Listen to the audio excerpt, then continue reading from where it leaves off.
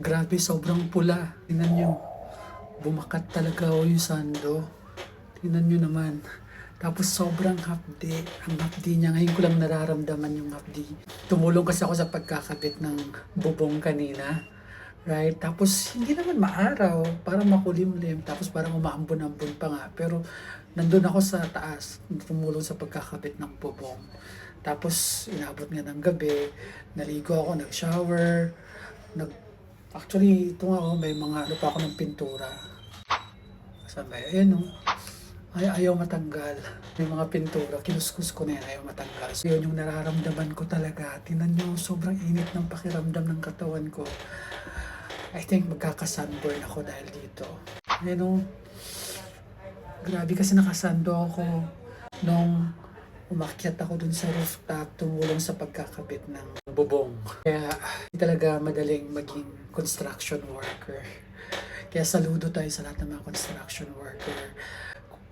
Alam natin kung gaano kahirap yung ginagawa nila, yung na-expose sa araw, tapos yung risk ng pag-aakyat, kung mataas yung bahay o building na inaayos nila. Grabe, saludo tayo sa kanila.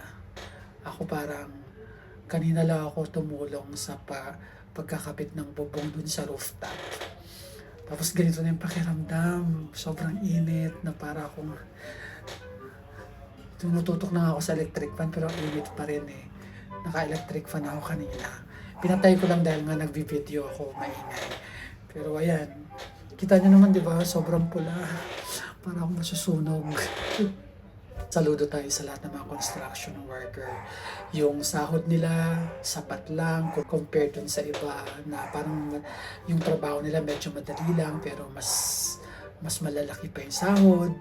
Tapos yung mga construction worker, sobrang hirap ng trabaho nila. Exposed sa araw, yung exposure nila sa danger, yung pag-welding, yung pwede ka makuryente, yung pagpuputol ng bakal na pwedeng tumalsik sa'yo yung ano ng grinder.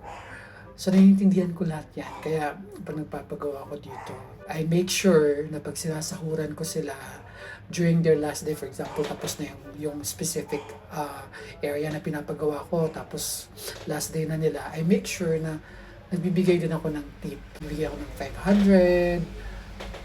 500 or depende, right? Tsaka yung kapatid ko nga gusto pa niya bigyan ng parang 1,000 na tip. Where, of course, sa kanya naman yun, no? For me, nagbibigay naman ako ng tip, pero sapat lang. But tip is still a tip. Pero sobrang init. Hindi ko alam kung maliligo ako ulit, pero maliligo naman talaga ako bago matulog for the second time.